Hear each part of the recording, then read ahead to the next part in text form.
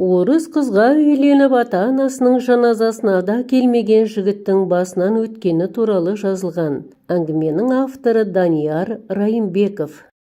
70-ші жылдары бір туысқан ағамыз Целиноградта оқып жүріп, сол жақтың қызына үйленетін болды. Алғаш естігенде ата-анасы оған түбегейлі қарсы болған. Өйткені ол кезде оңтүстік пен солтүстік өңірдің салт дәстүрі, тәлім тәрбиесі, түсінігі, көзқарасы бәрі өзгеше болатын. Бірақ жаңағы ағамыз алған бетінен қайтпай, ақыры сол қызға үйленді. Елге алып келген соң амалы таусылған ата-анасы шағын етіп ауыл тойын жасап берді. Алайда жеңгеміз бір ауыз қазақша білмейтін болып шықты. Ал ауылдағылардың арасында орысша білетіні бірен-саран ғана. Сондықтан ағамыз үйдегілер мен жеңгемнің арасында штаттан тыс тілмәш болып жүрді. Ауылдың тіршілігі жалықтырса керек, бір аптадан соң жеңгеміз кетемінге басты. Шыны керек, атам мен шешем, туысқан ағамыздың ата-анасымен солай айтатынмын. Бір жолата кетсе екен деп тілеп жүрген. Олардың тілегі тез қабыл болды. Жеңгеміз жолға жиналды, бірақ ағамызды ерте кетті. Сол кеткеннен мол кетті. Ағамыз араға 2 жыл салып төбесін бір көрсеткен, бірақ жеңгемізді Алла тағала содан кейін арада 18 жыл өткеннен кейін ғана көруді жазған екен. 2 қызы бой жеткен соң әкесінің ауылын көріп туған туысымен танысқысы келіпті. Ағамыз бен жеңгеміздің ауылға келулеріне түрткі болған да сол 2 қыз секілді. Бірақ ол кезде атам да, шешем де дүниеден өткен еді. Жеңгеміздің етегінен ұстап кеткен ағамыз ол кісілердің шерлеуіне де келмей, жамағайын адам сияқты телеграмма салған. Сол ағамыз ата-анасының басына Құран оқытып қайтпақ ниетпен бала шағасын ертіп елге келді. Мазарат ауылдан 4 шақырым жерде, облыс орталығынан келе жатқан жол бойына жақын маңда орын тепкен болатын. Әке шешесінің басынан аттап кетпейін деді ме екен, әлде ата-анасының жерлеуіне келмеген қателігін кеш болса да түсінді ме екен? Алдымен ата-анасының қабіріне сәлем беріп, басына Құран оқуды ұйғарыпты. Такси жүргізушісінен өтініп жол жөнекей әке шешесінің басына соғып Құран оқытып келіпті. Алыстан келген қонақтың құрметіне дастархан жайылып, қасына туған туыс жиналды. Жиналғандар арасынан біреу, әке шешеңнің бейітін қалай таптың деп сұрады.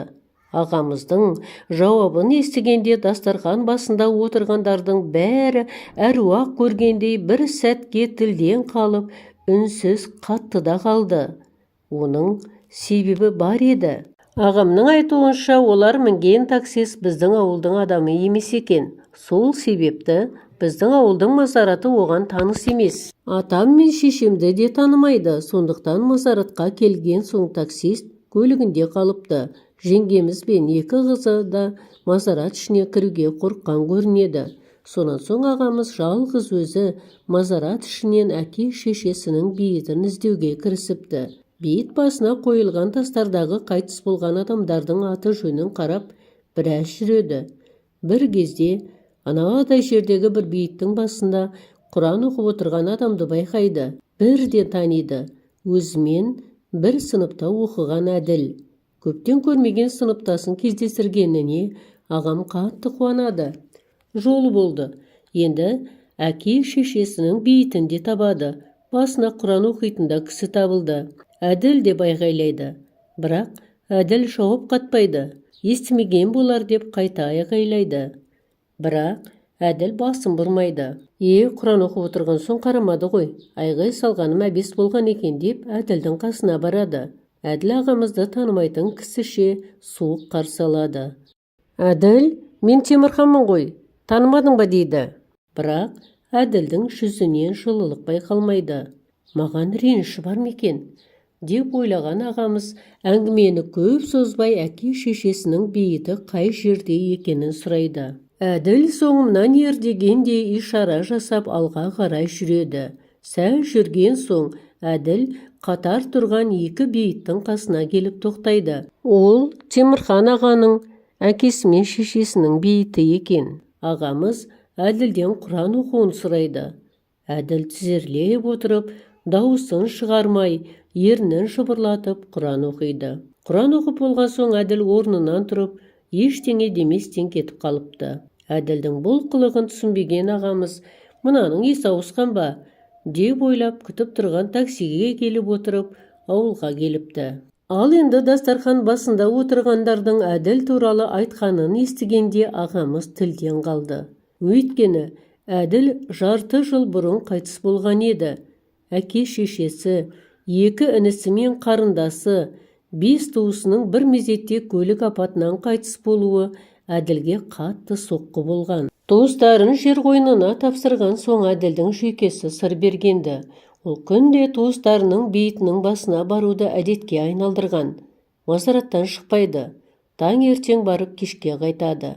Сөйтіп жүріп, арадан 6 ай өткенде Әділдің өзі де сол мазараттан мәңгілік орын тапты. Бұл әңгімені естігенде ағам сенер-сенбесін білмей, реңі оңып мелшиіп отырып қалды. Ал жиналғандар болса, ағамның айтқанына сенер-сенбесін білмей дал болады. Бірінен бірі шын ба, қалжыңдап отырған жоқсың ба деп сұраумен болды. Ертеңінде ағам ауыл молдасымен 2-3 үлкен аталарымызды ертіп, әке шешесінің басына арнайы барып, Құран оқытып қайтты. Барған кісілерді кеше Әділді кездестірген бейітке де ертіп барған. Бейіт басындағы тасқа жазылған Әділ Әмірханұлы деген жазуды көргенде ағам есінен танып қала жаздапты. Сонда кеше кездестірген кісім Әділдің аруағы болғаны ма деп молдадан мән-жайды сұрайды. Молда, ол Әділдің аруағы сенің әке шешесінің бейітіне арнайы келіп, Құран оқытпақ ниетіңді құп көрген. Досың риза болған соң, оның аруағы саған жол көрсеткен дейді. Ағам молданың бұл айтқандарына сенер-сенбесін білмейді, бірақ кешегі болған жағдайға түсінік таба алмайды. Сонан соң Темірхан аға Әділ мен оның туыстарының басына Құран оқыпты. Сол күні Темірхан аға ата-анасына арнап ас берді. Құран оқыларда молдадан Әділ мен оның туыстарын да қосуды сұрады. Одан кейін де Темірхан аға отбасымен ауылда тағы бір аптадай болып ауылына қайтты. Олар кеткен соң ауылда Темірхан ағаның мазараттан Әділді көргені туралы әңгіме біраз уақытқа дейін тоқтаусыз айтылды. Біреулер ол расымен де Әділдің аруағы болған десе, енді біреулер Темірханға елес көрінген десті. Баз біреулер ол Темірханның ойдан шығарғаны деп сенбеді. Бірақ Темірхан ағаға өтірік айтудың қажеті қанша? Алайда ол оқиғаға дәлел табу мүмкін емес. Десе де Темірхан ағаның мазаратта қандай да бір тылсым күшке кез болғаны анық еді. Әңгіменің соңы оқыған Роза Сұлтаналиева.